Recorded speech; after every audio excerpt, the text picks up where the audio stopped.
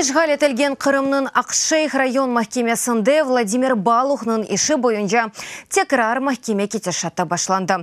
Бұны Қырым ақиқат лейхасы білдірі. Файлны 2016 сенесі декабрінің 8-інде тұтып алдылар.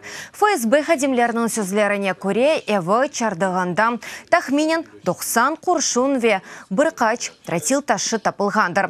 Балуққа батыны рет етеве арби едеклер или патлав алетлеріні она гизли суретті ташлағанларыны білдірі. Украина тарафдары олғаны üçün тақып етілгеніні де қайт еті. Августта махкеме Балухны учсеневе 7 айлық умуми режим колониясына макюм етті. Әмді $170 мегдаранда пара жазасына.